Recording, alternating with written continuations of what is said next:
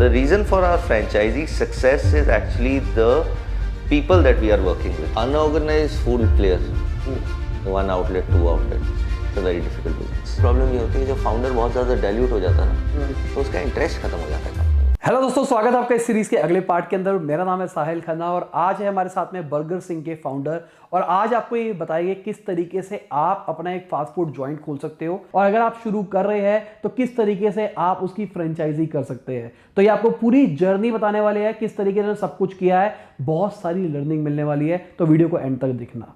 और जिनको इतनी लंबी वीडियोस नहीं पसंद आती है, हमने एक नया चैनल बना रखा है इंटेलेक्चुअल शॉर्ट्स के नाम से। डिस्क्रिप्शन में आपको उसका लिंक मिल जाएगा, पिन कमेंट में आपको उसका लिंक मिल जाएगा। आप वहां पे जाके इन सीरीज के पार्ट्स देख सकते हैं, छोटी छोटी फॉर्म के अंदर, 3-4 मिनट के अंदर। हाय, माय नेम इज़ कबीरजीत सिंह। मैं बर्गर सिंह का फाउंडर हूँ। हमने बर्गर सिंह स्टार्ट किया था 1 नवंबर 2014 में, एक 100 स्क्वायर फीट के स्टोर के साथ। आज हम 36 स्टोर्स पे हैं, कुछ 12 या 13 सिटीज़ में हैं। ग्रेट। तो सबसे पहले मैं आपसे जानना चाहूंगा, आपने शुरुआत कैसे करी? तो ये सबसे पहले ही आपने बर्गर सिंह की बचपन से सोच रखा था कि मुझे यही करना है, या फिर पहले आपने कुछ किया था? मैं एक्चुअली 2006-2007 के अंदर यूके गया था अपना MBA करने के लिए from Birmingham university, measures in strategy. जब वहाँ पे हम काम कर रहे थे, आपको पूरा टाइम मिलता है अपने दिन को ख़त्म होने के बाद में, और क्लासिक इंडियन स्टूडेंट्स जैसे भी होते हैं, अपने एंड्स मीट करने के लिए एक आधा जॉब पकड़ लेते हैं। तो मेरे पास 2 जॉब्स थे, एक बार के अंदर as a bartender, and second job मेरे को night shift twice a week मिली हुई थी एक बर्गर जॉइंट के अंदर। एक लखनऊ के साहब चलाते थे, उनको खान साहब था उनका नाम। उन्होंने मेरे को नाइट शिफ्ट के अंदर काम दे दिया। मैं नया नया इंडिया से गया था, अपने स्पाइसी खाने की आदत थी, और क्या होता था कि वहाँ पे शिफ्ट के बाद में एक मील फ्री मिलता था, तो हमको बर्गर खाने के लिए मिलता था अपना। वो रेस्टोरेंट को क्लोज़ करने के बाद में स्टैकिंग किया, इन्वेंट्री किया, साफ़ सफाई किया, और अपना एक बर्गर बनाया और घर चले गए। वो काफ़ी ब्लैंड लगता था मेरे को यार। मम्मी के हाथ के खाने की आदत पड़ी हुई थी। तो मैंने क्या किया, शान के स्पाइसेस मिलते थे यूके के अंदर, बोटी, ये वो तंदूरी, उनको मैंने पैटी के अंदर ग्राइंड करके मिलाना स्टार्ट कर दिया अपने मील के लिए। मेरे 6-7 कोवर्कर्स थे, उन्होंने भी एक आधा बाइट लिया, उनको भी अच्छा लगा। तो उन्होंने फिर इवेंचुअली ये बोल दिया कि बॉस ऐसा है कि बाकी साफ़ सफाई वगैरह हम करेंगे स्टोर बनने के ख़त्म होने के बाद में, और सबके लिए खाना तुम बनाओगे। तो फिर वो बर्गर और पॉपुलर होता रहा। खान साहब को भी समझ में आया, उन्होंने भी खाया। तो उन्होंने क्या बोला, उन्होंने बोला कि इसको मेन्यू में डाल देते हैं ओवर द वीकेंड, जब मेरे पास टाइम होता था। और पॉपुलर हो गया, स्टोर के बाहर भीड़ लगी होती थी सैटरडे संडे। तो तब से मेरे को समझ में आने लगा कि दैट थोड़ा बहुत फ्यूजन और innovation, because Indian food is popular around the world, there is no reason there should be no Indianized burger in the market. और फिर ये भी हुआ कि ब्रिटिश लोगों के लिए या काकेशियन लोगों के लिए कबीर थोड़ा मुश्किल नाम है प्रोनाउंस करना, पर सिंह आसान है। तो उन्होंने बोला ये बर्गर बनाता है सिंह है, उन्होंने नाम बर्गर सिंह दे दिया एज अ पेट नेम। बस तब से वो 2008 से आइडिया दिमाग में बैठा रहा। तो आपको बर्गर सिंह कहा जाता था वहाँ पे? बर्गर सिंह। तो बचपन से ही खाना बनाने का शौक था, या फिर बस बिल्कुल भी नहीं कि वहाँ पे कुछ मिल नहीं रहा था तो आपने हिट एंड ट्राई किया? Correct. We went to boarding school, military background है पापा का, तो मतलब खेलने कूदने के अलावा और कुछ खाने का तो किसी ने कुछ बताया नहीं था। दिस बिकेम ज़रूरत। 2008 के बाद फिर क्या किया आपने? देन MBA ख़त्म हो गया, नौकरी मिल गई लंदन के अंदर। Started working for Africa focus conglomerate, petrochemical resins में डील करते थे। तो वो एक कंपनी स्टार्ट कर रहे थे जिसके अंदर उन्होंने एक ब्रांड एक्वायर किया था कैडबरी से, कॉल्ड लाकासेरा। वो ड्रिंक्स, सॉफ्ट ड्रिंक वाला ब्रांड था। तो उन्होंने उसको पोजीशन किया था अफ्रीका के अंदर, फैक्ट्री लगा रहे थे, तो मेरे को उसका इंचार्ज बना दिया गया। तो थोड़ा बहुत उसका भी एक्सपोजर हो गया, branding, marketing, supply chain, product creation. तो 4-5 साल तक वो किया। पर वो बर्गर सिंह का आइडिया चलता ही जा रहा था बैकग्राउंड के अंदर, और ये जितना कुछ मैं ब्रांडिंग, मार्केटिंग, सप्लाई चेन के बारे में सीख रहा था, वो सब कुछ उसी आइडिया को फ्यूल करता जा रहा था। फिर इन 2011 and 12 I came back to India. I started working with the Bear Cafe. I was one of their first employees. Rahul Singh ने मेरे को मौका दिया, बिकॉज इरादा तो बर्गर सिंह ही करने का था, पर यूके में बैठ के ये सोचना कि मैं इंडिया में जाके सीधा ही एक बिजनेस खोल लूँगा is very different. The Indian market is very very different from how the western markets work. और मेरे को कुछ पता नहीं था रिटेल के बारे में, दुकान कैसे खुलती है, लाइसेंसेस कैसे होंगे, खाना कहाँ से मिलेगा, स्पाइसेस कैसे होंगे, स्टाफ कैसे मिलेगा, ट्रेनिंग कैसे होगी, all those things. So I joined Beer Cafe in December of 2011 or January of 2012. Worked with them for about 2 years. Got a lot of exposure. मैंने उनके स्टोर काफ़ी खुलवाए. जो काम सारा समझ में आ गया तो I decided in June of 2014 कि अब अपना करना चाहिए. And started building towards making Burger Singh. And 1st of November 2014, I have a close friend of mine जो मेरे साथ बोर्डिंग स्कूल से है. हम 13 साल की उम्र से हम साथ हैं.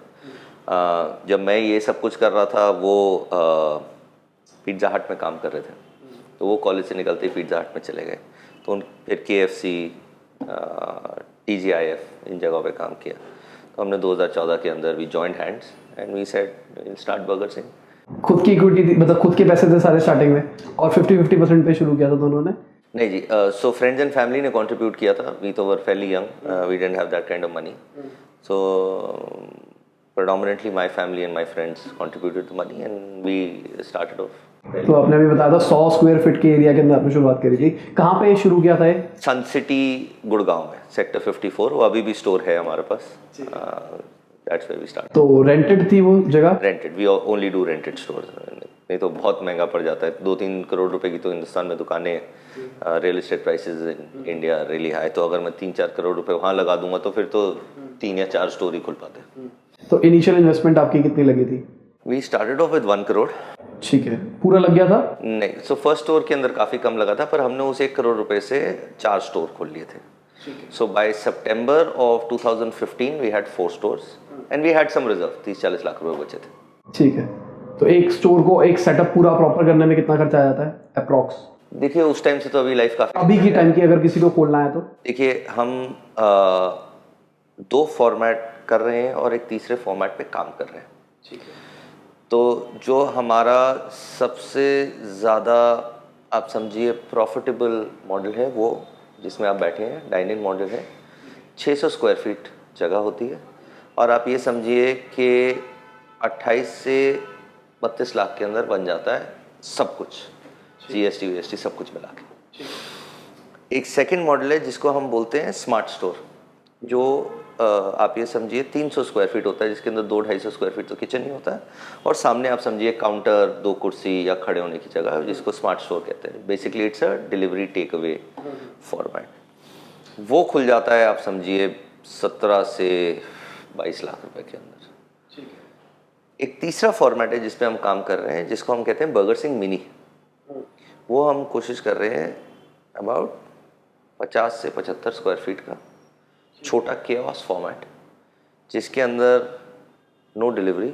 सो it has to be in a high footfall area, mall का फूड कोर्ट समझिए या मेट्रो स्टेशन समझिए, जिसके अंदर आपको अंडर 100 मेन्यू मिलेगा. जो हमारा है, जो हमारा we got about 15 items in the under 100 menu. Fries, छोटे बर्गर, बड़ा बर्गर भी है. Just that will cost about 10 lakh rupees. ठीक है. तो अभी टोटल आपने कितने आउटलेट्स खोल लिए? हमारे इस समय 35 आउटलेट्स हैं और करीबन 15 और फिट आउट में. ठीक है. नहीं, कंपैरिजन अगर हम देखें तो आपने जो 3 टाइप के मॉडल्स बताए मेरे को, उसमें किस में कितने हैं हमारे पास? हमारे पास में क्लाउड किचन फॉर्मेट भी है, जो कि हम थोड़ा कम खोल रहे हैं बिकॉज ऐसा लग रहा है फुटफॉल वापस आ रही है. पर आप ये समझिए इन 35 स्टोर के अंदर करीबन इक्वल डिस्ट्रीब्यूशन समझिए तीनों फॉर्मेट्स का. तो आप समझिए अबाउट 17 डाइन इन है, 11 क्लाउड किचन है. So you got and the rest are take aways. सारे होली ओन्ड है या फ्रेंचाइजी है? नो फ्रेंचाइजीज भी है. 50% ऑफ दीज आर फ्रेंचाइजीज. ठीक है. तो आपसे फ्रेंचाइजी भी ले सकता है कोई? हाँ जी. तो क्या प्रोसेस है? Burger is a fairly easy product to do. It's an assembly. जब मैं पढ़ाई नहीं करता था, मेरे पापा बोलते थे कि पढ़ लिख ले वरना बर्गर फ्लिप करता हुआ मिलेगा. It's a very intellectually easy thing to do. तो and the eventual evolution of the burger business, अगर आप दुनिया में ये देखिए, फ्रेंचाइजी है. अगर आपको क्विकली एक्सपैंड करना है और मार्केट को कैप्चर करना है, तो हमने पहले तो सिर्फ अपने स्टोर्स खोले थे, क्योंकि हम पहले खुद काम सीखना चाह रहे थे. 2-3 साल किसी भी चीज़ को परफेक्ट करने में लगते हैं. पहले तो हम सिर्फ अपना ही स्टोर खोल रहे थे. Now that we got our systems and processes perfectly done, we started franchising for, अभी 18-19 महीने हो गए हैं फ्रेंचाइजी करते हुए. हम करीबन 3 फ्रेंचाइजी एग्रीमेंट साइन करते हैं at an average per month. और आप ये समझिए कि आज अगर फ्रेंचाइजी साइन किया तो आज से 90 दिन के बाद में खुल जाएगा. ठीक है, तो क्या प्रोसेस रहता है इसका, मतलब कितना पैसा देना पड़ता है किसी को अगर आपसे फ्रेंचाइजी बनवानी है? देखिए, जो हमारा डाइन इन फॉर्मेट है उसकी फ्रेंचाइजी फीस 8 लाख रुपीज़. और फिट आउट इज़ जो मैंने आपको बताया, आप समझिए 26 से 32 लाख के बीच में हो जाता है. स्टोर साइज़ के ऊपर है. ठीक है, वो आप देखोगे? हम भी वो कर लेते हैं उनके लिए फिट आउट. जैसे वो बोलें कि बॉस हमको नहीं करना, आप पैसे लीजिए, हमारे पास एक फिट आउट टीम है जो हमारे प्रोजेक्ट्स करती है, उनके भी कर लेती है.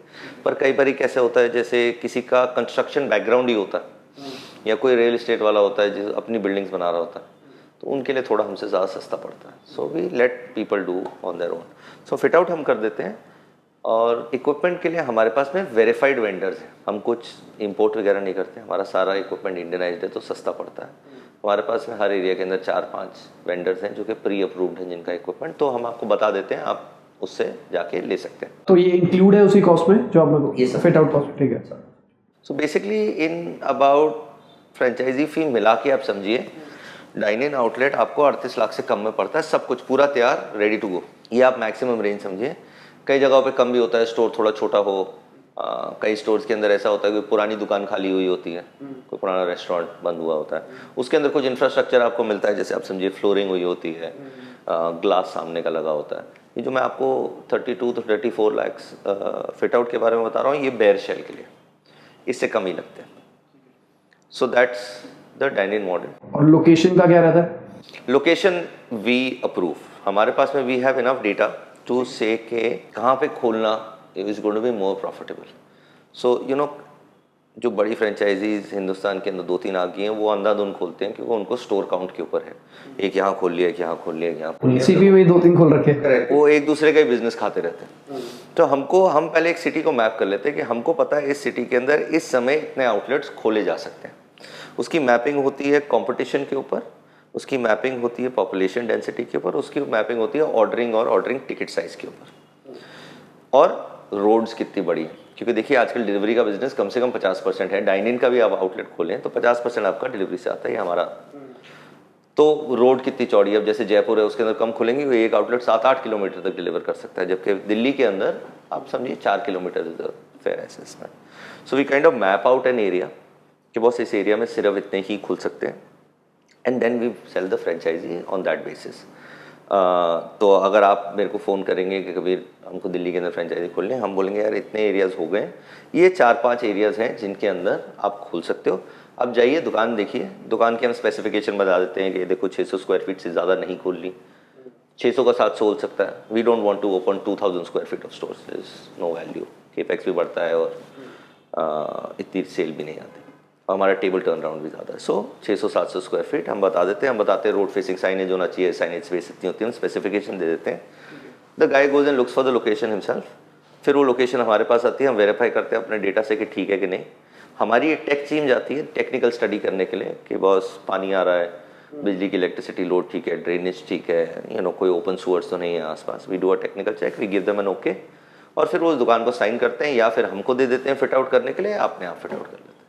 फिट आउट पीरियड लगता है आप समझिए 30 दिन. ठीक है. And the shop gets ready. Licensing के अंदर आप समझिए और 15-20 दिन लगते हैं. लाइसेंसिंग आप ही करा के देते हो? नहीं, आजकल लाइसेंसिंग काफ़ी इजी हो गई, काफ़ी कुछ ऑनलाइन है. Shop and establishment act online है, फूड सेफ्टी ऑनलाइन मिल जाता है. म्यूनसिपल कॉर्पोरेशन अब जैसे दिल्ली के अंदर वो एक सिंगल विंडो हो गई, आप अप्लाई करिए ऑनलाइन, को आके आपकी इंस्पेक्शन करता है. बेसिकली आप उसमें हेल्प भी कर देते हो? हम बता देते हैं कैसे से करते हैं, हम बता देते हैं. वी हैंड होल्ड, हमारे पास में मतलब लाइसेंसिंग वाले लोग हैं. पर देखिए अगर सब कुछ करके दोगे ना तो वो इंसान दूसरा वाला कुछ नहीं. Mostly people that come to us want to become entrepreneurs. We are very selective about who we work with. So थोड़ा बहुत उसको भी करना पड़ता है. अगर आप डे 1 से अगर आदतें खराब कर दोगे तो बच्चा कभी बड़ा नहीं हो पाता. ठीक है. एक चीज़ अच्छी लग रही है मेरे को आपकी कि आप ओनर पे बहुत सारी चीज़ें छोड़ रहे हो. तो अगर किसी को अपना इंटीरियर चेंज करना है अपने हिसाब से तो आप करने देते हो या अपने एस्थेटिक्स पे ही चलना है? हमारी एक प्लेबुक है, हम उनको एक पकड़ा देते हैं किताब, जिसके अंदर बिल्कुल स्पेसिफिकेशन हुई होती है कि टाइल कौन सी कंपनी की है, कौन से कलर की है, क्या नंबर है. बल्ब कितने वोल्टेज का होगा, कौन सी कंपनी का क्या है, we specify everything for them. They can wiring कौन सी कंपनी की लगेगी, कितनी मोटी लगेगी, वो सब हम बता के देते हैं। There are no changes that anybody can make. और अगर हम स्टार्टिंग की बात करके चले तो स्टार्टिंग में आपने बताया कि 2 साल आपको सेटअप करने में लगे थे, तो खुद सा बिजनेस सेटअप करने में, तो उसके अंदर आपने क्या क्या प्रोडक्ट्स डेवलप करे और क्या क्या आपको इश्यूज आए? बेसिकली एसओपी डेवलप किया होगा, क्योंकि आप बता रहे हो कि सारा चीज़ें आप ही, रॉ मटेरियल भी आप ही प्रोवाइड कर रहे हो, तो बस आके बंदा उसको टिक्की तल रहा है, अंदर भर रहा है, सामान भर रहा है, सॉस लगा के दे रहा है, तो वो सारी चीज़ें आपने पहले से बना रखी है। तो एसओपीज किस तरीके से स्टार्टिंग में बनाए थे? देखिए, हमने काफ़ी एक्सपेरिमेंट किया। जब कहानी जब शुरू हुई थी तो इरादा ये था कि हिंदुस्तान के सारे स्टेट्स रिप्रेजेंट होंगे मेन्यू पे। आप समझिए पहले साल के अंदर उस आइडिया को ड्रॉप करना पड़ा, क्योंकि काफ़ी सारे प्रोडक्ट्स हैं जो कि दिल्ली में नहीं चलते, काफ़ी सारे जो चंडीगढ़ में नहीं चलेंगे वो दिल्ली में चलेंगे। सो थोड़ा हम लोकल स्पेसिफिकेशन के हिसाब से भी हमने अपने उसको केटर कर रखा है। हमारा we got a very strong development team, और हम सारा टाइम एक्सपेरिमेंट करते रहते हैं प्रोडक्ट्स के साथ में।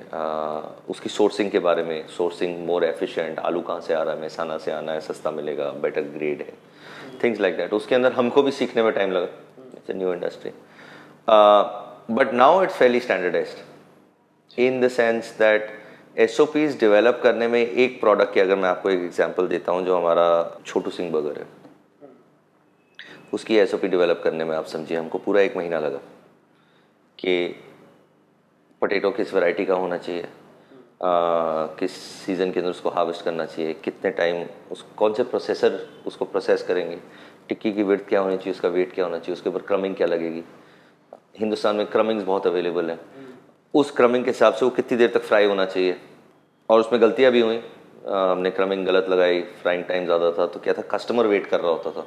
आइडियली होना चाहिए कि आपको जो हमारा वो है कि 4-5 मिनट से ज़्यादा वेट नहीं करना चाहिए एक बर्गर आपके ऑर्डर लगने से आपके टेबल तक आने में। तो अगर आपकी क्रमिंग सही नहीं है तो वो 6 का 8 मिनट भी हो सकता है। सो इन चीज़ों को trial error, because there is no playbook on this, you have to learn through your own experiences also. फिर क्या था कि अब क्रमिंग के अंदर एक और इशू था कि जो हमारा पोटैटो क्रंच बर्गर है उसका ऑयल का टेम्परेचर डिफरेंट है, इसका ऑयल का टेम्परेचर डिफरेंट है। अगर उसको आप 1 डिग्री तक करेंगे और इसको डिफरेंट डिग्री तक करेंगे तो there is a slight issue over there. So रफली about from product idea conception to development to SOP takes about 45 days if the product gets approved.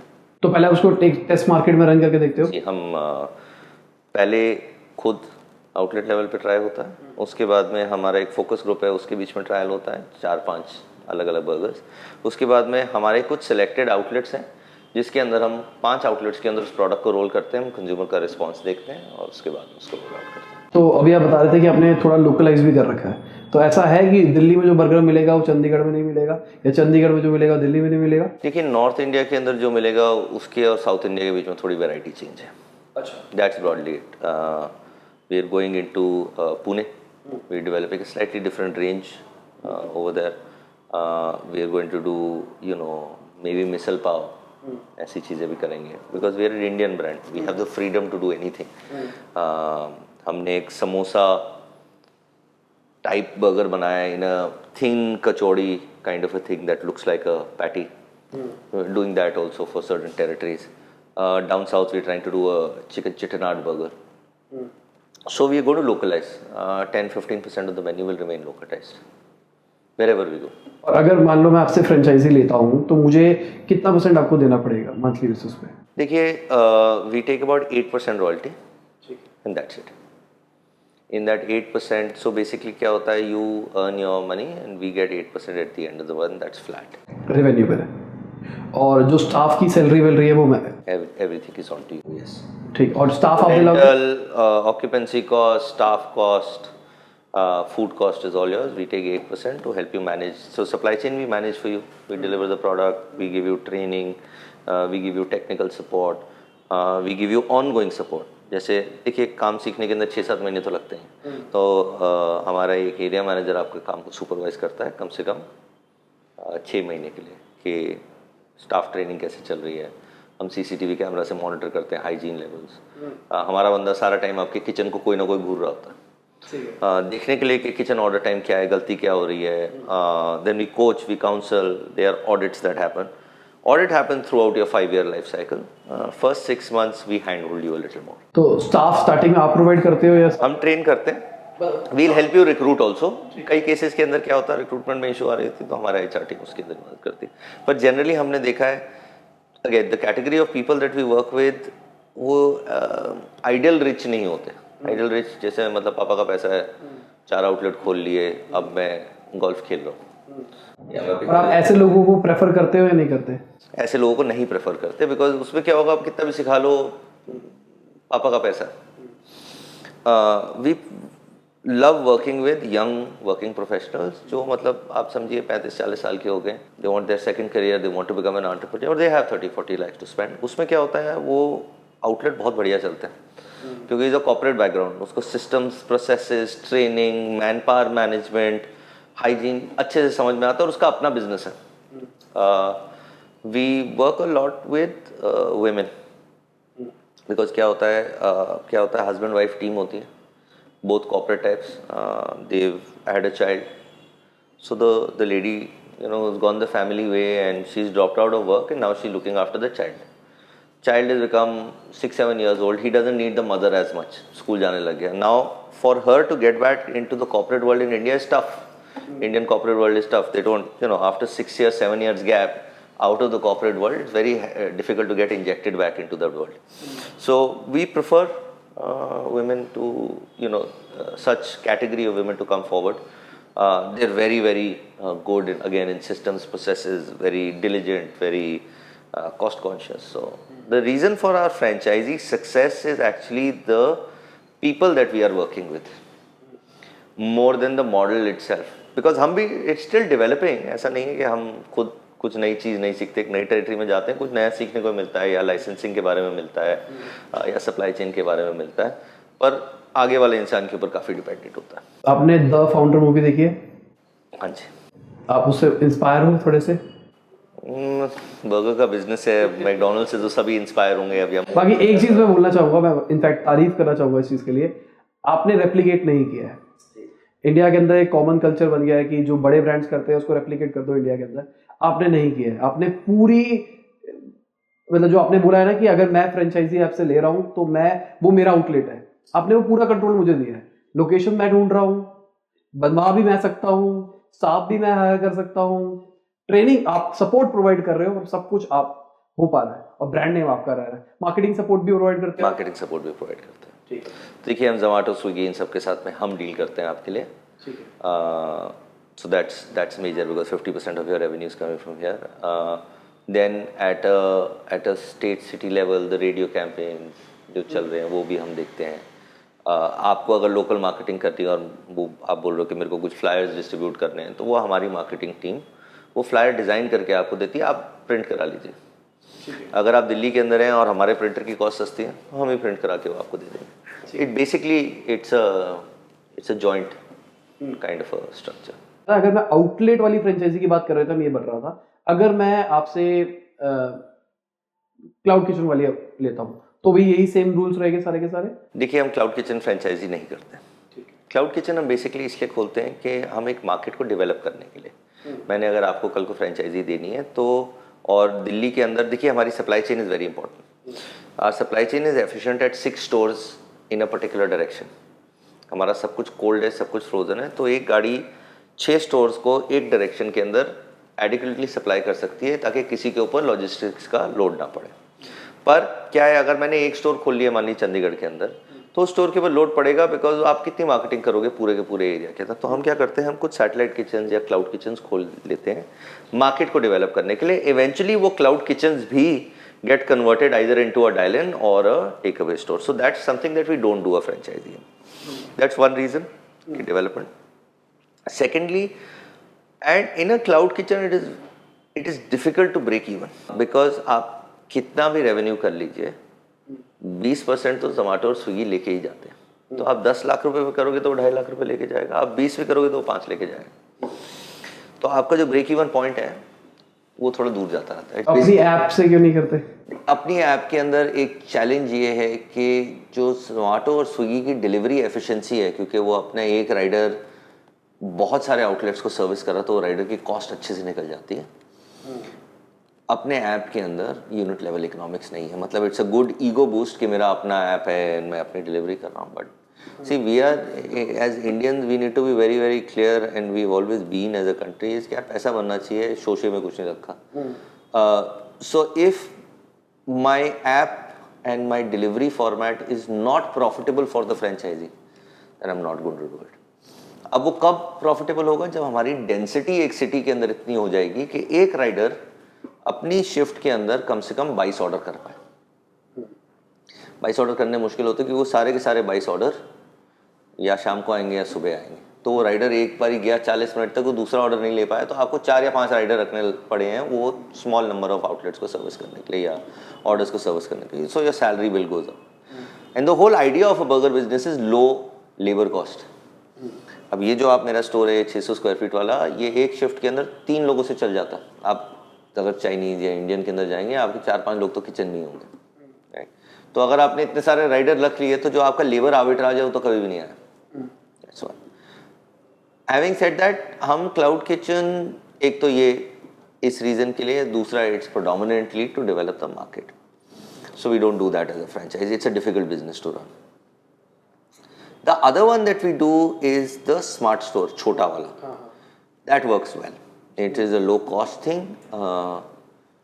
उसका ब्रेक इवन पीरियड या उसका ROI थोड़ा ज़्यादा है compare to dining, but it's a good format for somebody who has lesser money. Somebody who wants to spend only 15 or 20 lakhs and doesn't want to invest straight 40 lakhs. It's a good model for it. More often than not क्या होता है, एक बंदा smart store लेने के लिए आता है, उसको समझ में आता है, वो एक डाइनिंग खोल लेता है। तो जनरली हमारे जो फ्रेंचाइजी हैं वो या दूसरा या तीसरा आउटलेट ले ही लेते हैं अपना एक पोर्टफोलियो बनाने के लिए। जैसे look at our Faridabad outlet, it does really well. The gentleman is a young guy, 2 partners, very very ambitious. उन्होंने एक स्टोर खोला कोविड के अंदर, it became profitable while they were in lockdown. They got out of lockdown, they opened a second store, now they're looking to open a third store. So portfolios are good. It is a good model for somebody who has lesser money, with about 20 odd lakhs, and wants to kind of run a small store as an experiment and see what happens. तो अभी आप break even की बात कर रहे थे, तो अगर नॉर्मली अगर कोई आउटलेट खोलता है तो नॉर्मल एवरेज टाइम कितना लगता है उसको ब्रेक इवन करने? कैश ब्रेक इवन छोटे स्टोर के अंदर आप ये समझिए 4 महीने में आ जाता है cash break even. Dining store थोड़ा सा महंगा पर थोड़ा सा 5 odd months, 5.5 months is the break even period for that. But return on investment over a period of time is a lot higher in the dine-in store than on the smaller form. Monthly expenses की बात करके चले तो कितने beer करने पड़ते हैं? जैसे एग्जांपल के लिए इस आउटलेट की बात करके चलते हैं, तो एक तो रेंट जा रहा होगा उस जगह। देखिए रेंट आपसे समझिए डाइनिंग स्टोर का आना चाहिए 10% तक आपकी रेवेन्यू का। ठीक है। अब the reason dine in format is more profitable over the long run compare to a smart store is because smart store के अंदर आपका 70% बिजनेस आता है डिलीवरी से और 30% आता है टेक अवे से। तो 30% मान लीजिए आप 10 लाख रुपए कर रहे हैं, वो 3 लाख रुपए पूरे आपके पॉकेट के अंदर आ गए। ठीक है। जो रिमेनिंग 7 लाख रुपए हैं उसके अंदर से 20% जोमेटो और स्विगी लेके चले गए, तो आप समझिए 160-165 वहाँ चला गया टू जोमेटो और स्विगी। डिलीवरी डाइनिंग के अंदर क्या होता है, 50-50 का रेशियो होता है। सो वो 5 लाख रुपए आपके पास में आ गए। So your take home is slightly higher, also your revenues on the dining are slightly higher. That's it. So now let's take a step back and see where the break even comes. So उसका जो break even है, चाहे थोड़ा सा जल्दी आता है break even उसका, क्योंकि एक टेक अवे स्टोर का रेंटल कम होता है, which is a major component to our lifes as a restaurant. So his break even comes at say 6 lakhs, dining का ब्रेक इवन 10 lakhs पे आता है। There is a slight difference because का just pure rental, maybe labor force is slightly more, but your contribution margin to your bottom line on the dining is slightly more. So it depends what you favor, what your risk appetite is, how much you want to earn based on that. और employees का खर्चा? देखिए smart store cost about 65,000, per month. पर month. और अगर इस store की बात करके चलते हैं तो 1 लाख। मतलब हमने 3 एम्प्लॉयज़ 1 लाख के आसपास। नहीं जी, थोड़ा 2 शिफ्ट आप ये समझिए, इस आउटलेट के अंदर आपको लगेंगे 5 एम्प्लॉयज़। 5। ठीक है, ठीक है, इतना खर्चा आ गया। और रेंट कितना होगा अप्रॉक्स इस जगह का? 10% होता है जनरली रेवेन्यू का, हम 10 to 11% रेवेन्यू कितना होगा मतलब इस पॉइंट ऑफ? इस this store does about between 20 and 25 lakhs, ठीक है, and the rental I think is about 185। ठीक है, 185 यहाँ चला गया, 1 लाख वहाँ चला गया, तो मंथली एक्सपेंसेस हो गए तकरीबन। जी, इसके अलावा फूड कॉस्ट है करीबन 35% लीजिए, एंड मिसलेनियस वगैरह लगा के आप टोटल इसको 40% ले लीजिए। सो अगर आप 20 लाख रुपए का बिजनेस कर रहे हैं तो 1 लाख रुपए आपका वहाँ चला गया, 2 लाख रुपए रफली आपका जीएसटी वगैरह मिला के रेंटल में चला गया, 3 लाख रुपए हो गए। और आप ये लीजिए about 40% is your food cost which is 8 lakh rupees. तो आप ये टारगेट भी देते हो कि इस आउटलेट पे हमारे हिसाब से इतना रेवेन्यू निकल सकता है? जी, देखिए we work very closely with the franchisee to monitor their P&L. ऐसा नहीं है कि फ्रेंचाइजी बेच दी और बैठ गए, अगर अगर वो नहीं चला तो कोई बात नहीं, फिर किसी और को बेच देंगे। काफ़ी सारे इंडिया में फ्रेंचाइजी ब्रांड ऐसे हैं कि 5-7 लाख रुपए ले लिए और फिर वो कल को नहीं चला, कोई बात नहीं, मैं किसी और को बेच दूँ। हमेशा मेरे पास में कुछ लोग होने चाहिए जो बंद होते रहे या खुलते रहे, ऐसा अप्रोच होता है। हमारी अप्रोच स्लाइटली डिफरेंट है। We don't want to go through the labour exercise of signing up a franchisee every 1 year. Our aim is that the guy should make money.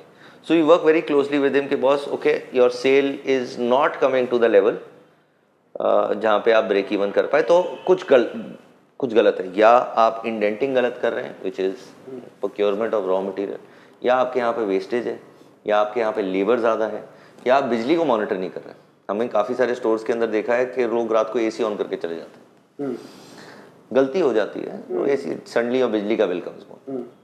So since we have got the science absolutely pen down on this, we know किस range के अंदर क्या चीज़ आनी चाहिए, and we help you work with that on that. अब कई जगह होता है जहाँ सेल्स डिप्लीटेड होती है, then we spend money on marketing. कई जगह ऐसा होता है आप एक सिटी के अंदर जाते हैं, वो प्राइस सेंसिटिव सिटी होती है, जैसे अब जो दिल्ली के लिए आप उसका a certain price point of ticket spend, that same price point is not in Dehradun. So we re-engineer the menu also. किन्हीं चीज़ें की प्राइसिंग डिफरेंटली करते हैं ताकि उनका वॉल्यूम बढ़ जाए। आप मान लीजिए आप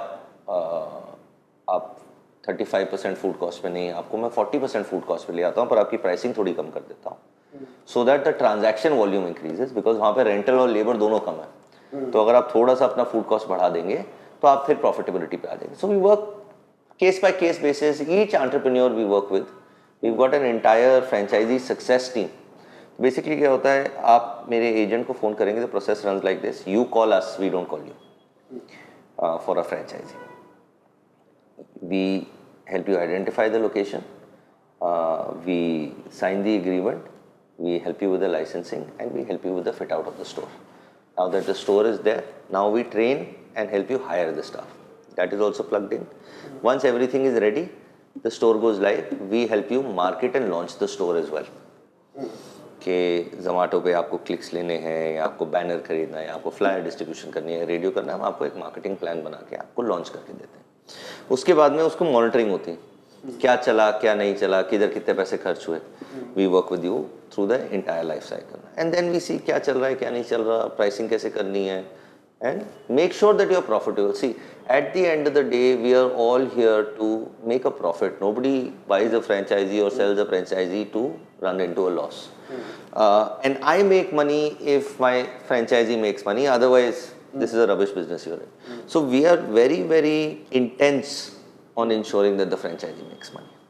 So it's an entire thing, and we've had more success stories than failure. I don't think we've had a failure, but. ठीक है, अभी आप आउटलेट के बारे में बता रहे थे कि आपके पास एक मॉडल है कि किस तरीके से आउटलेट लेना चाहिए, तो क्या सजेस्ट करना चाहोगे अगर कोई अपना खुद का आउटलेट खोलना चाहता है तो उसको क्या क्या चीज़ें देखनी चाहिए आउटलेट के लिए?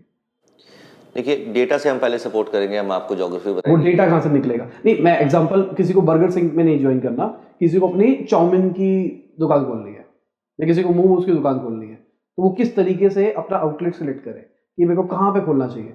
Unorganized food player, one outlet, 2 outlet, it's a very difficult business. The learning curve in India is hard. It's a very chaotic market. तो अगर मेरे से आप एडवाइस मांग रहे हैं कि 1 स्टोर 2 स्टोर मैं एक चाउमीन की दुकान खोलूँ, तो मत खोलो। अब उसको चेन खोलनी है। अगर आपने चेन खोलनी है तो आप पहले अपनी सप्लाई चेन पे वर्क करिए, सबसे ज़्यादा इम्पॉर्टेंट। मतलब if you want to straight, if you got 5 crore and you say listen मैं एक कबाब की या रोल्स की दुकान खोलूँगा, आप पहले अपने सप्लाई चेन और अपने वेंडर्स को सॉर्ट आउट करिए कि आपको किस प्राइस के ऊपर किस क्वालिटी का प्रोडक्ट और कौन सी मार्केट के अंदर बेचना है।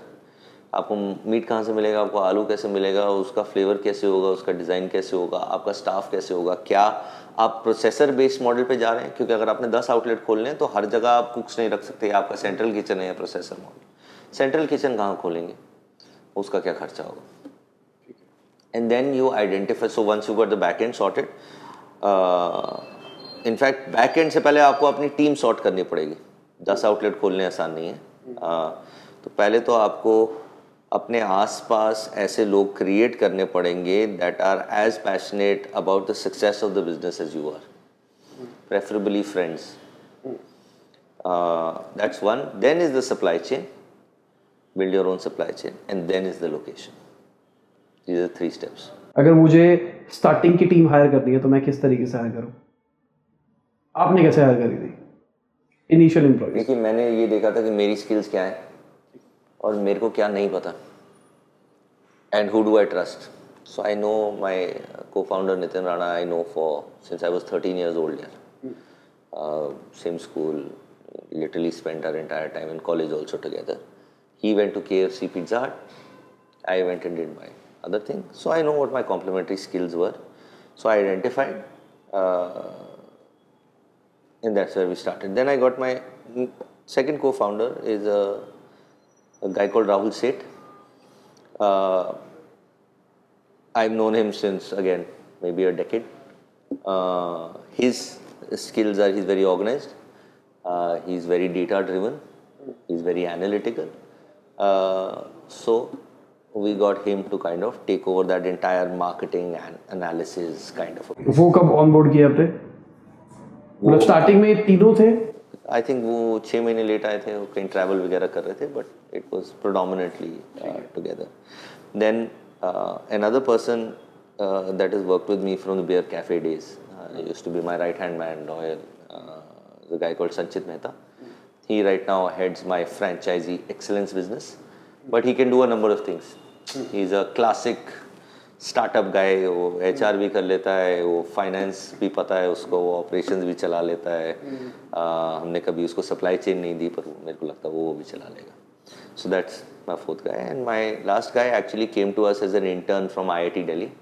Again, very data driven, very analytical driven. He's been with us from, I think, 2017, a guy called Ayush Kumar, basically the core team. Then we had a secondary team behind it, which is people that these guys know for a while and trust and loyal. Like, we've got the guy who heads operation is a gentleman called Lokraj.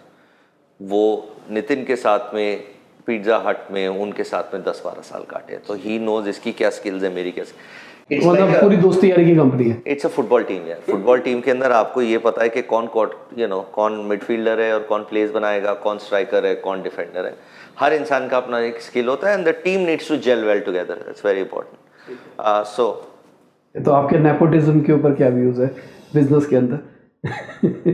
Business चलना चाहिए यार, ये nepotism वगैरह तो it's an intellectual discussion that I not like to get into. मेरे को इन चीज़ों के बारे में समझ में भी नहीं आता है। मतलब बेसिकली जोक था कि लोग आजकल कहते हैं ना बिजनेस में अपने दोस्तों यारों को नहीं लाना चाहिए, हमको टैलेंट लाना चाहिए। पर टैलेंटेड दोस्त ज़्यादा आसान होते हैं to work with, and you know, it is about set of skills. See, you can't, as a founder, I can't do everything. I know that I'm operationally weak. I know Nitin since 13, his mind is an operational mindset. Systems, processes, drive, deliver, implement. And that skill got further sharpened with, KFC, Pizza Hut, TGIF, the great American companies that are system, processes, operational deliver. अगर मैं वो सब कुछ सीखने के लिए लगता तो ये बर्गर सिंह अभी तक खुला ही नहीं होता। अभी तक मैं वही सब कुछ सीख रहा हूँ। उसने 10-12 साल लगाए हैं। Rahul is a coder from Melbourne, He's a coding background, very data system, that kind of a guy. I can't learn all that. I can't learn how to integrate my POS with a Zomato or a Swiggy. और मेरे को अगर आके कोई समझाता भी हो, मेरा उल्लू बना के चला जाएगा, मेरे को पता नहीं चलेगा, पता नहीं कौन क्या बेचेगा मेरे को सिस्टम में. So that's his set of skills. Ayush's set of skills from an IIT background is a guy who again builds systems, processes, analysis, data. मैं तो नालायक था, मैं तो IIT लायक था नहीं, so I won't have been able to do that either. And Sanchit is an all-rounder. He knows my skills in finance are limited. His skills in finance are a lot higher than me. I can't recruit, so I let him do all that. And then I give them the freedom to create their own teams. I'm not going to now tell Rahul how to build his team. I've got a smart guy. Let him build his thing. Let him make his mistakes. Let him do his learning like I did. अब ये मेरी core team day one से नहीं थी, और भी लोग थे. हमने गलतियाँ की हैं, हमने CFO हायर किए जो नहीं चले, हमने बहुत सारे हमने R&D हेड हायर किए, हमने ये किया वो किया. Lot of guys that did not work. And this another thing is that within the first 4 or 5 months you will know कि ये आदमी इस बिजनेस के लिए फिट है कि नहीं. Is he going to contribute to the business in the long run? Am I going to contribute to his career? You get to know that in the first 4 or 5 months. And if it's not working, then you should part ways. Otherwise, you're wasting that guy's time and you're wasting your time as well. And startup time is currency. Initially सारा पैसा आप सबने लगाया, उसके बाद कुछ fund raising भी हुई? Fundraising हुई. So initially it was friends and family, अपनी सर्कल के अंदर हमने रेज किया. Then in September of 2015 we raised an angel round, जिसको लीड किया था अश्विन चड्डा ने, who is the founder of Anicut Capital. उनके काफ़ी स्टार्टअप्स, फूड बेस्ड स्टार्टअप्स में उनका काफ़ी एक्सपोजर है. So he's a great guy to have as a mentor, as somebody who can guide you through this. Then Avtar Monga, who was at that time the CEO of IDFC Bank, he was the second person that invested in that round. And then और 10-12 लोग थे इनके आसपास जिन्होंने हमको support किया जनवरी of 2018 तक. January of 2018 Sanjeev Bikhchandani of Naukri.com and Ashish Dhawan of Chris Capital invested. That invested, so they became the major frontline, almost a VC investor. And then in August of 2019, we raised another round from RB Capital, which is based out of Singapore. Rajesh Bothra की investment arm है. And a few more family offices got together and invested in that. So Salgaonkar family of Goa, KCT of Calcutta, Thapars. Then we've got a lot of family offices. तो ये सब board members हैं? नहीं, board तो 4-5 लोगों का ही होता है, पर इनके नॉमिनीज होते हैं, इनमें से एक बनता है. It's a rotationally process. अच्छा, ठीक है. तो आपके हिसाब से कितना एक फाउंडर को फूड इंडस्ट्री में डिल्यूट करना चाहिए हर राउंड में? Yeah, it depends what your aim is. If you want to own 100% in a company and own 2 stores, that's a different strategy. If you want to become 7% owner of a $1 billion company, that's a different strategy. There are a lot of big founders that have very little, or not very little, 7-10% of a $1 billion company is a lot of stake, but it's a strategy that you'll have to kind of. तो आपके हिसाब से क्या होना चाहिए? There's no. अगर किसी को बर्गर सिंह जैसा बड़ा बनना है, तो वो कितना हर राउंड में ऑलमोस्ट डिल्यूट करे? Very difficult question to answer. Yeah. आपने कितना किया? So we have between friends and family we still have significant equity in the company. देखिए एक प्रॉब्लम ये होती है, जो फाउंडर बहुत ज़्यादा डाइल्यूट हो जाता है ना, तो उसका इंटरेस्ट खत्म हो जाता है कंपनी में. मैंने ये, this is just my experience. अगर आप डाइल्यूट करते रहोगे और आप मान लो 500 करोड़ की कंपनी हो जिसके अंदर आपका सिर्फ 10% है, तो आपका इंटरेस्ट ऑफिस जाने में कम ही होता है. प्रॉब्लम सॉल्विंग, प्रेशर लेना, मैं क्यों कर रहा हूँ ये सब कुछ 10% के लिए, मेरी सैलरी आ तो रही है. तो मोटिवेशन लेवल अंडर 26% थोड़ा कम हो जाता है, you become a minority.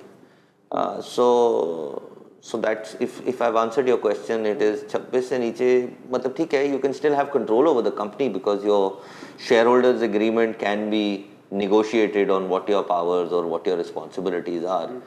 But as a human being, your motivation level starts to drop once you are a minority shareholder in your own company.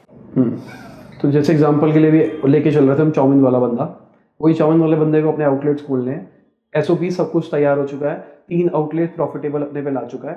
अब वो स्केल करना चाहता है इस चीज़ को. अब स्केल करने के लिए कोई बड़ा बंदा आ जाता है, जेफ बेजोस आ जाते हैं, वो कहते हैं मुझे 70% इक्विटी दे दो और इतने पैसा ले लो. तो इतना सही है या नहीं है?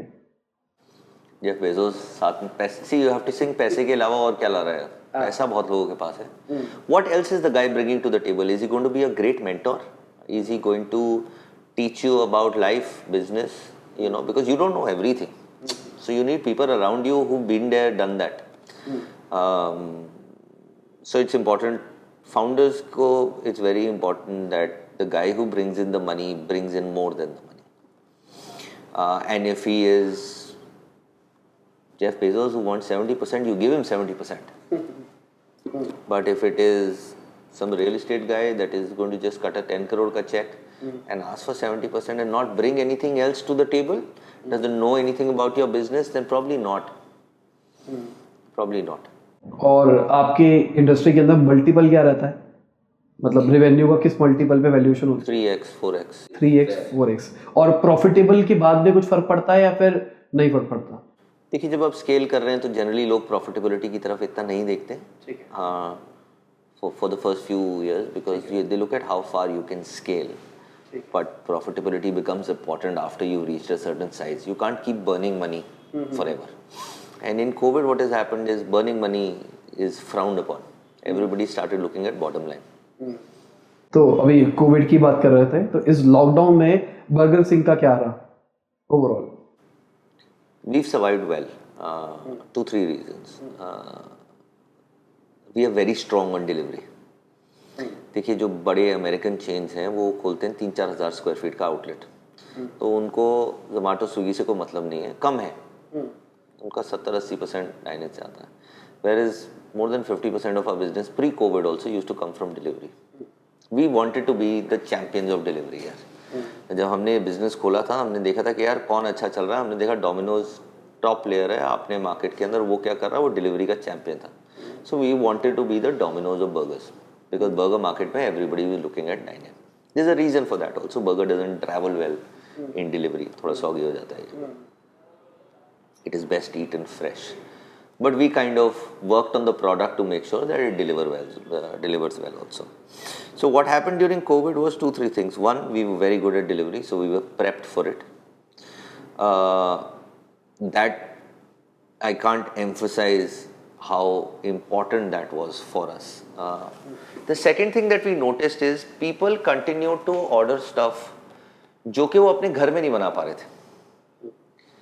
राजमा चावल, दाल चावल, यू नो, ये वाले जितने भी सेगमेंट्स थे ये थोड़े कम हो गए क्योंकि लोग घर में ही थे. घर में भी उनको राजमा चावल मिल रहा था, वो बाहर से नहीं ऑर्डर करेगा. So the markets that did well in the lockdown were biryani. KFC did well because that chicken was hard to produce at home. Pizzas did well and burgers did well. So we were lucky that we were in a segment that did not, घर में बन नहीं पा रहा था. Bakery लोग घर के अंदर कर रहे थे, रोल्स बना रहे थे, इडली बन रही थी, राजमा चावल बन रहा था, पर बिरयानी बनानी मुश्किल है. So those 2 things work very well in our favour. हम कोविड से पहले 32 स्टोर पे थे, आज हम 35 पे हैं. So we've actually grown. We were in 7 cities pre-COVID. Today we are in 12 cities. And we've got 15 stores under fit out. So पहले हम अहमदाबाद में नहीं थे, अब हमारे अहमदाबाद में 2 स्टोर्स हैं. हमारा नागपुर में 1 था, अब 2 है.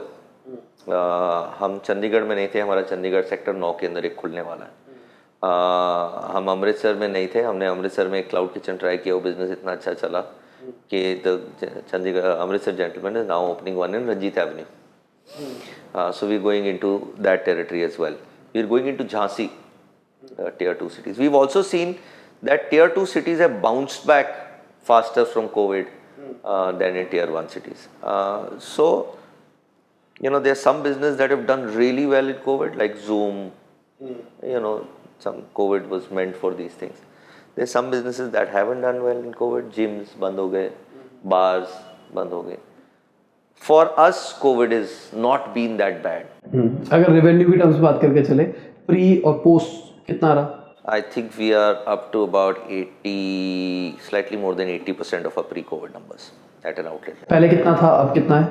तो अगर आप देखिए, earlier we were doing a run rate of GMV of slightly short of 4 crores a month. ठीक है. We are फिर लॉकडाउन में कितना हो गया? एक महीने तो 1 करोड़ पे भी आ गए थे जब everything was lock, because you know जैसे ये स्टोर खोलना अलाउड नहीं था. This a big store for dining stores बंद थे कि सरकार ने अलाउड नहीं, डिलीवरी किचन हमारे अलाउड थे. So couple of stores, few months we were 1 crore 1.5 crore ऐसा ऐसा करके. But once the lockdown started opening up and over the last, आप ये समझिए बर्ड फ्लू के बाद से, बीच में बर्ड फ्लू भी आया था, उसके अंदर भी थोड़ा चैलेंज था. बर्ड फ्लू के बाद से I think we are at about 80% recovery store level, जिसके अंदर गुड़गांव साउथ दिल्ली थोड़ा स्लो है, but Nagpur is hitting it out of the park, Faridabad is hitting it out of the park. Owners भी मैटर कर रहे हैं यहाँ पे, जो रन कर रहे हैं उसे. Absolutely.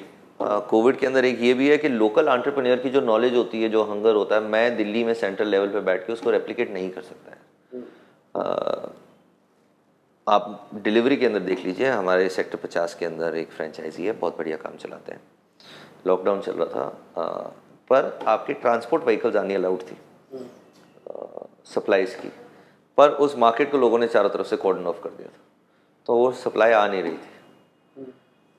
That gentleman lives in sector 48 and 50.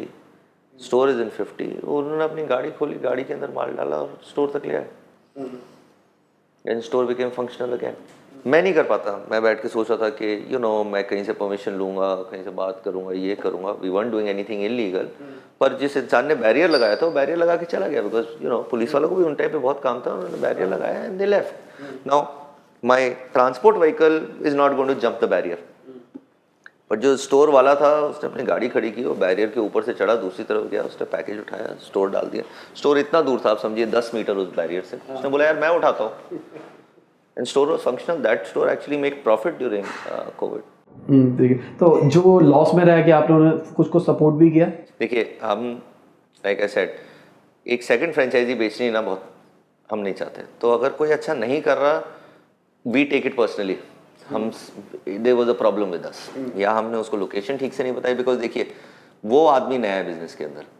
सब कुछ हम बता रहे हैं, हम बता रहे हैं कहाँ खोलना है, कितने साइज का खोलना है, क्या रेंटल होना चाहिए, आपका लेबर क्या होना चाहिए, क्या बेचो, कैसे बेचो.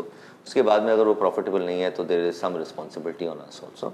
सो we support them. If it's financial support that the guy needs in waivers for royalties or marketing support or whatever. Now what support can you do? You can't go and run the guy's store for him. What you can do is कि यार training में कोई कमी है, हम अपने trainers भेजते हैं. ऑडिटर, इसकी कॉस्ट लगती है ट्रेनिंग की? बिल्कुल लगती है, पर जो सपोर्ट हम देखिए, जो उसने मेरे को पैसे दिए हैं उसके अंदर काफ़ी कुछ, तो 8 लाख रुपए किस लिए दे रहा है? ट्रेन तो करूंगा ना यार. दैट मतलब that 8 lakh rupees has to get invested somewhere for development of his store only. Logistics बनता है, सप्लाई चेन, व्हीकल आता है. So we support throughout the process, but our unit level economics are very very strong. छोटा store 600 square feet, 20 lakh revenue, 15 lakh revenue, you know, under 10% rental, under 10% labor cost, you know, under 40% food cost, are very good unit level economics for success. A guy ends up making anything between 15 and 24% EBITDA. And if he gives us 8%, then he comes back to 16% 16% EBITDA in the food industry is reasonably good. In a 20 lakh revenue, you're taking 3.5 lakhs home, 3.5 lakhs home. That's a significant revenue after paying off everything.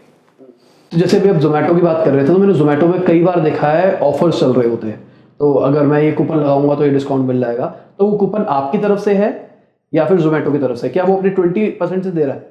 नहीं, Zomato and Swiggy have पहले वो काफ़ी पैसा burn करते थे discounts पे, क्योंकि वो मार्केट क्रिएट कर रहे थे. बट अब there is a very strong delivery and food take away market in India, I don't think they need to burn money on that. So not to the best of my knowledge हम अपना बता सकते हैं, हमारे यहाँ पे जोमेटो और Swiggy कुछ नहीं बर्न कर रहे. जो भी डिस्काउंटिंग करते हैं हम अपनी तरफ से अपना दिमाग लगा के करते हैं. ठीक है. और अगर हम मेन्यू इंजीनियरिंग की बात करके चलते हैं, जो अभी आपने पहले बोला था, तो आप किस तरीके से मेन्यू इंजीनियरिंग करते हो? देखिए हमको एक मार्केट में जाने से पहले पता है कि यहाँ पे एक एवरेज टिकट साइज़ क्या है. ठीक है. कि बंदा 250 रुपये खर्च करता है पर मील या 300 रुपये करता है, और हमारा मेन्यू उसके अंदर कैसे बैठता है. That's one. The second thing that we look at fairly carefully is कि वहाँ पे डेंसिटी ऑफ कंपटीशन कितना है एक एरिया के अंदर, जिसके ऊपर भी आप अपनी मेन्यू इंजीनियरिंग और प्राइसिंग डिसाइड करते हैं. So these two major factors are there when you're going. तो आउटलेट स्पेसिफिक रहता है मेन्यू लॉजिकली, तो रेट भी फ्लक्चुएट करते हैं आउटलेट स्पेसिफिक? some cases. देखिए टियर 2 सिटीज, टियर 1 सिटीज के अंदर प्राइसिंग आपको डिफरेंट करनी पड़ती है because your cost structure is different, your rentals are different, your labour cost is different. So yes, घूम फिर के प्रॉफिट वही आ जाता है, क्योंकि वहाँ पे कुछ खर्चे बच जाते हैं, कुछ बढ़ जाते हैं, फूड कॉस्ट थोड़ी बढ़ जाती है, ट्रांजैक्शन बढ़ जाती है. टियर 2 सिटीज के अंदर ट्रांजैक्शन बढ़ जाती है, कंपटीशन कम है, 3 ही बर्गर प्लेयर है, आप चौथा हो गया, आपका स्टोर बड़ा है, तो आपने वो मार्केट सकाउट कर ली, चाहे आपने थोड़ा डिस्काउंटेड रेट के ऊपर बेचा. कई मार्केट्स हैं जिनको डिस्काउंट का बड़ा फर्क पड़ता है, डिस्काउंट देख के ही ऑर्डरिंग होती है. कई मार्केट्स के अंदर डिस्काउंट हो नहीं हो, the customer is loyal, he just orders. आप देखिए हमारा अगर आप कूपन कोड डालते भी हैं 30-40% लोग कूपन कोड यूज ही नहीं करते. अच्छा, ऐसा भी है, people don't avail those discounts. हम जैसे लोग ही लगते हैं. वेरी इट्स फेयरली, मतलब आप पहले बहुत ज़्यादा होता था, पहले तो 100% कूपन लगता ही लगता था. अब धीरे धीरे वो इतना नहीं लग रहा. ठीक है, तो मैं अपना बताता हूँ मैं क्या करता हूँ. जैसे कि जोमेटो के अंदर आपको 80 रुपये तक का डिस्काउंट मिलता है, तो 40% या 50% तो, हाँ, तो 200 रुपये के ऑर्डर पे आपको 80 रुपये मिलने हैं, और मुझे अगर 400 रुपये का ऑर्डर करना है तो 2 और ऑर्डर करता हूँ. देखिए जोमेटो ऑल्सो आपके बाइंग बिहेवियर के ऊपर आपको क्या डिस्काउंट दिख रहा है वो भी ऑल्टर करता है. अच्छा, जो इंसान डिस्काउंट नहीं लेता और हाई टिकट वाला, उसको कई बार डिस्काउंट नहीं भी दिखता, तो आपके लिए अलग डिस्काउंट है, न्यू यूजर के लिए अलग डिस्काउंट है. ये मैंने कई बार देखा है कि मेरे को कूपन कोड नहीं दिखाता, मुझे टाइप करना पड़ता है, टाइप करके लग जाता है. ठीक है, तो ये भी लर्निंग है. They are very smart companies यार. If you think Burger King is doing well, Zomato and Swiggy are really smart, intelligently run businesses. तो अभी आप बता रहे थे को फाउंडर्स के बारे में, तो आपने सारे अच्छे पॉजिटिव साइड्स तो बता दिए, कुछ नेगेटिव साइड्स क्या रहते हैं को फाउंडर्स के? कोई नेगेटिव साइड नहीं है. अभी तक आपको कुछ नहीं लगा? कोई नेगेटिव साइड नहीं है. आप अपना पूरा बोझा खुद नहीं उठा सकते यार. आपको एक टीम चाहिए. This is like a football team. It's like a team sport. It's not like badminton, squash और tennis where you take a racket and your only skills will help you succeed और fail. This is a team sport. There has to be one person who is the midfielder, one goalkeeper जो कि सारे के सारे आपके goals बचाए. There is a guy who is a striker who goes gets the job done. There are no disadvantages of a co-founder. कोई ऐसे issues भी नहीं आते कि आप चाहते हो कि ये होना चाहिए, कोई कहता है कि नहीं ये नहीं करेंगे? ये लड़ाइयाँ तो रोज होती हैं. ये तो मतलब if you got 4-5 diverse guys जो कि हर आदमी का ओपिनियन है, तो वो ओपिनियन वेरी करेंगे and everybody has to support their thought.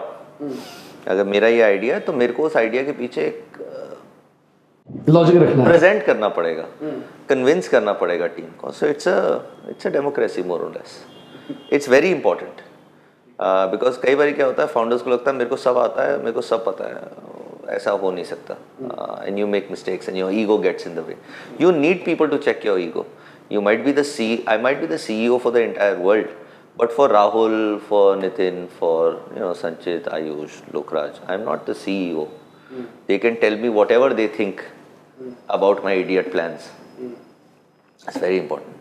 So there is no drawback to having a strong founding team. ठीक है, तो जो फाउंडिंग टीम होती है उनको ESOPs देने चाहिए आपके हिसाब से? और कितना पूल रखना चाहिए किसी कंपनी को अपने लिए? देखिए टेक कंपनीज थोड़ा ज़्यादा रखती हैं. 15% का पूल रखती हो? थोड़ा ज़्यादा रखती हैं. Also your board has to permit it. Food के अंदर क्या होता है, the set of skills that are required to run a food business are easily replicable.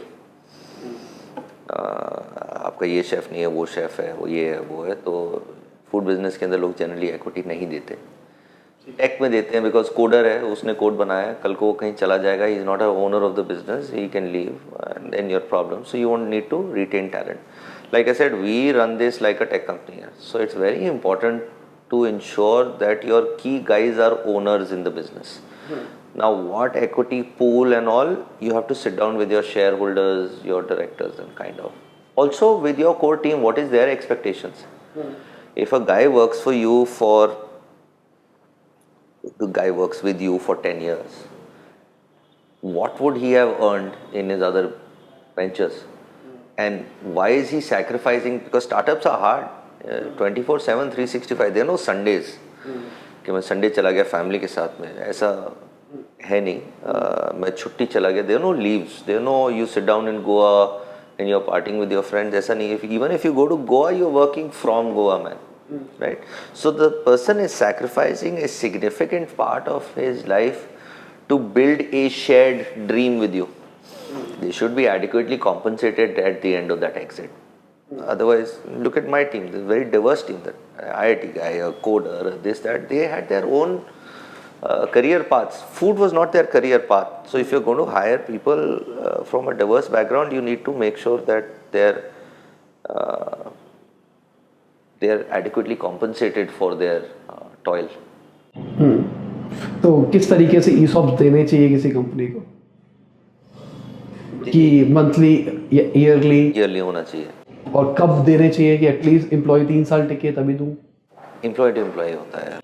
अच्छा, कोई रूल नहीं है. और कितना देना चाहिए? क्या सैलरी का कुछ परसेंटेज देना चाहिए, या फिर यार तू बंदा अच्छा है तू 1% रख? नहीं, परसेंटेज में नहीं होनी चाहिए, शेयर्स के अंदर होनी चाहिए firstly. Because secondly, salary ESOP is what you get over and above that for your sacrifices. You are now a owner of the business. It depends on the person's responsibilities. It depends on the person's deliverables. It's very important, boss. I'm not giving you this free of cost because you're my friend. The company has these objectives that it needs to achieve in the next 2 years, 3 years. That needs to be further broken down into how are you going to add to that objective. तो मतलब अगर मेरी company का objective है कि मैंने 200 stores करने हैं और मैंने 10 करोड़ रुपए महीने की टॉप लाइन या 20 करोड़ रुपए महीने की टॉप लाइन लेनी है, जिसके अंदर मेरा 2 करोड़ रुपए प्रॉफिटेबल होना चाहिए.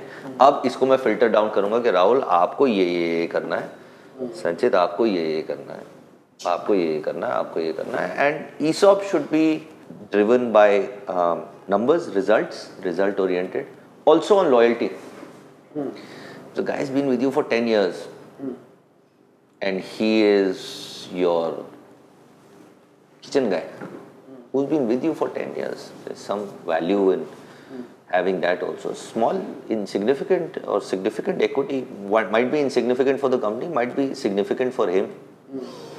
We've got people that have been working with us since my first store that opened, my kitchen team is still there. That's loyalty, right? It should be rewarded. जैसे example के लिए मैं आपका एम्प्लॉय हूँ और बहुत टाइम से काम कर रहा हूँ, 2-3 साल हो चुके हैं और कोर टीम के अंदर हूँ मैं, और मुझे 1 लाख रुपए सैलरी मिलती है. तो ideally at the end of year मुझे ESOPs कितने मिलने चाहिए? Very hard to answer that question. मतलब कुछ परसेंटेज वाइज मिलने चाहिए, जैसे कि मान के चलते हैं कि मेरा 12 लाख का पैकेज बना तो मुझे 6 लाख के ESOPs मिल गए, या फिर 12 लाख के ESOPs मिल गए. Again, it depends on your responsibility. It depends on your objectives, whether they are met. See, it's very data driven. अगर आप एग्जांपल लेके मुझे बताओ कि अगर मैं आपका एकदम कोर गाय हूँ, मतलब मैं आउटलेट्स खुलवा रहा हूँ आपके, तो आप मुझे कितना % दोगे? टारगेट क्या है आपका? टारगेट जैसे कि मान के चलते हैं मेरे को आपके 100 आउटलेट्स खुलवाने हैं. तो अगर आपने 100 आउटलेट अचीव कर लिया तो आपको बिगनिंग ऑफ द ईयर बताया जाएगा कि आपको इतने शेयर्स मिलेंगे यार. 100 आउटलेट खुलने पे, 80 आउटलेट खुलने पे इतने मिलेंगे, और 130 आउटलेट खुलने के बाद इतने मिलेंगे. So over delivering on expectations, under delivering, significantly under delivering. So उसके हिसाब से आपके स्लैब्स बनते हैं. It's not percentage based, it's always number of shares that you get. ठीक है. और नंबर ऑफ शेयर्स किस तरीके से कैलकुलेट मतलब करे जाते हैं कि जैसे कि मान 1 लाख रुपए सैलरी है तो वर्थ मिलेंगे या फिर आपको 100 शेयर्स मिलेंगे? 100 शेयर्स मिलेंगे, वर्थ नहीं. बिकॉज देखिए शेयर की वैल्यू चेंज होती रहती है. ठीक है. तो अगर आपकी कंपनी की वैल्यूएशन बढ़ गई तो उस बेचारे को तो कम शेयर मिले ना यार. He is at a significant loss. So beginning of the year you tell him you will get 30 shares. If you deliver this this this this. ठीक, और आप उनको वैल्यूएशन में डिस्क्लोज करते हो कि अभी करंट हमारी वैल्यूएशन इतनी है, तो आपके 30 शेयर्स मतलब इतने रुपए हो गए, या फिर ऐसा कुछ? वो तो वो खुद ही हिसाब कर लेगा। What valuations the company, everybody knows what the valuation is. Actually what when you get your certificate it says what the value is, current value of the share, and when you get it you get to know कि अभी ये share value कितनी है। that's an HR process that has to be followed। ठीक, अभी आपकी current valuation कितनी है कंपनी की? काफ़ी टाइम से फंड रेज नहीं किया तो इसलिए it's difficult, but the last we raised was at about 130 crore. तो एक क्वेश्चन जो कि मैं हर एक फाउंडर से पूछ रहा हूँ कि आप अपने पर्सनल फाइनेंस को किस तरीके से मैनेज करते हो? नहीं करता, आई हैव नो टाइम। जितना कमाया उड़ाया? नहीं, कोविड में ऐसा नहीं हो रहा। See we kind of make sure the founding team is adequately compensated, but we are not overpaid because we still building something. So you know we still bootstrap। हम सिर्फ उतना ही पैसा रेज करते हैं जितना हमको अपने कंपनी को एक्सपैंड करने के लिए चाहिए। So we don't get really large salaries because we are making sure that the money goes into the business। Covid के अंदर खर्चे थोड़े कम हो गए, so personal finance is slightly better managed। But if you ask me a one word answer on how I manage my personal finances, I've got no time। Money comes in, at the end of the day my HR says आपको इतनी saving करनी है अपना tax बचाने के लिए, वो उसका कुछ हम खरीद लेते हैं। That's about it।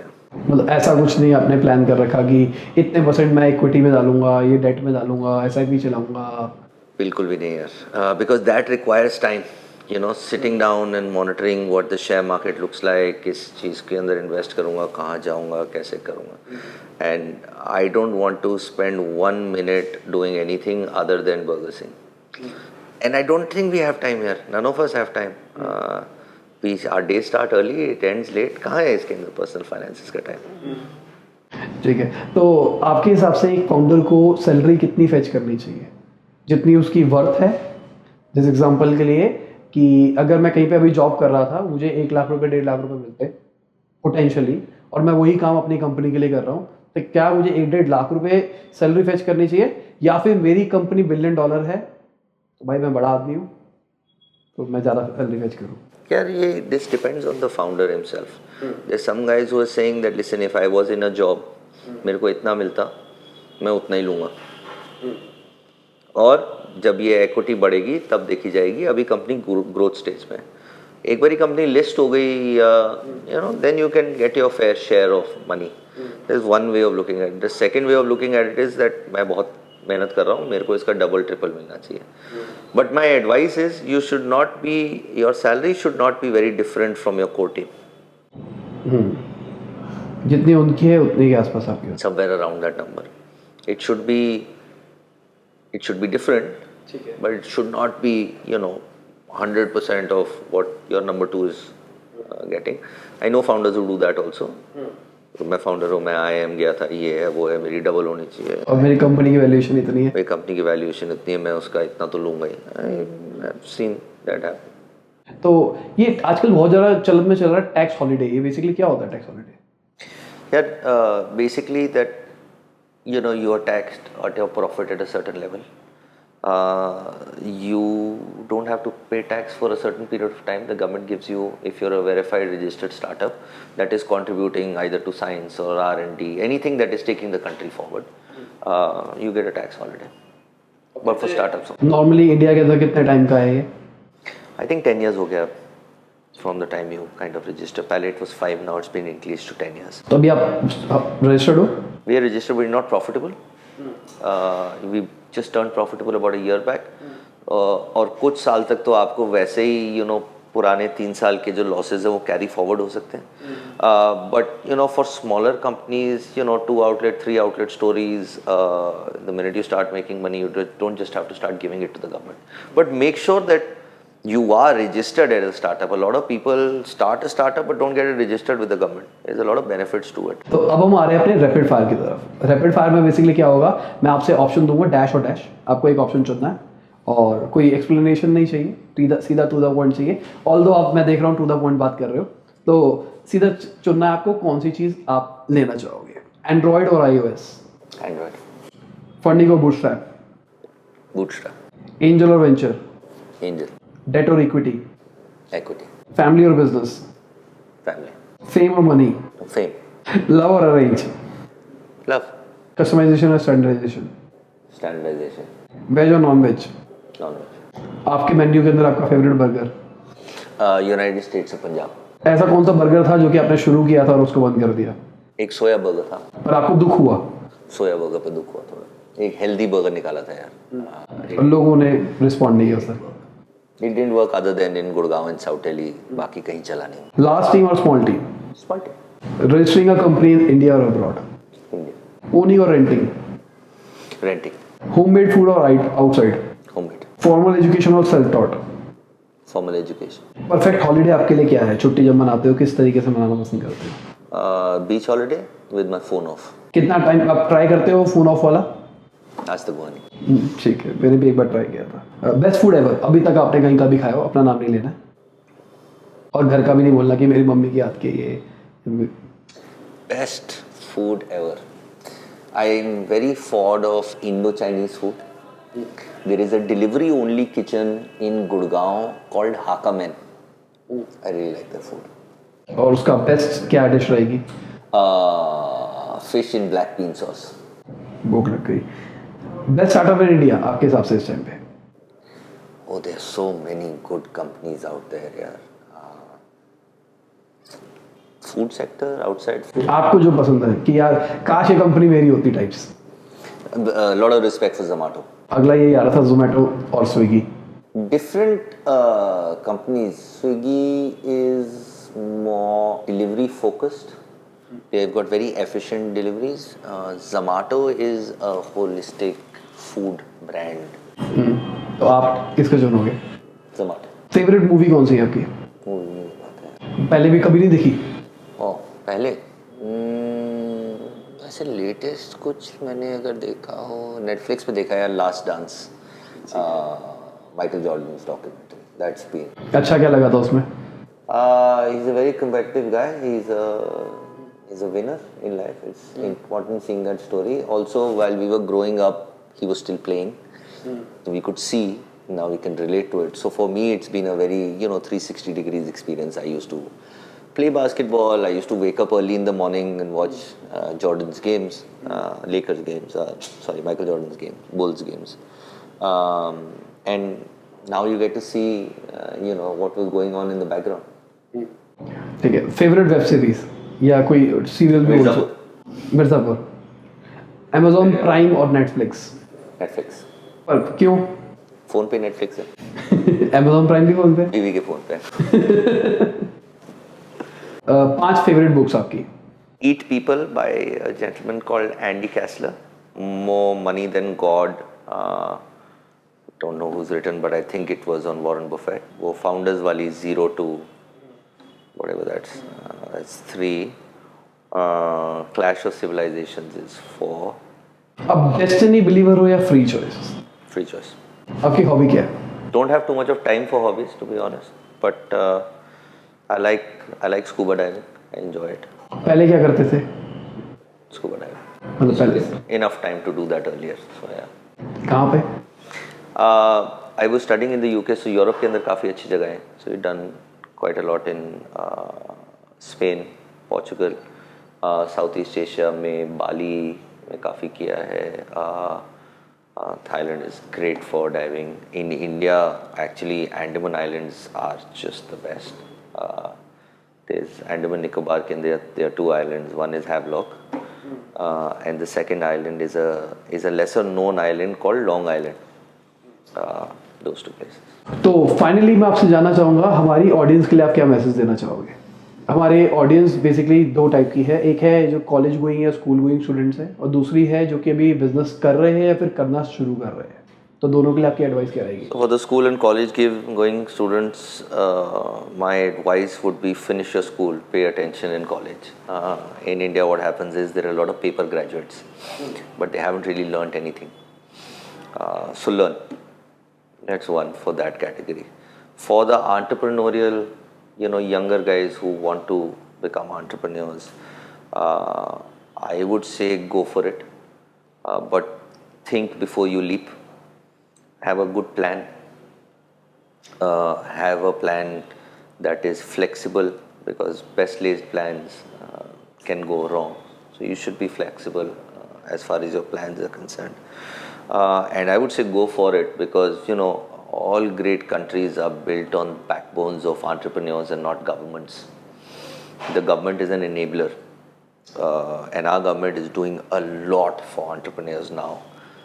When I started off in 2014, or when we were looking to do in 2013, the infrastructure or the structure just for the compliance side wasn't like what it is today.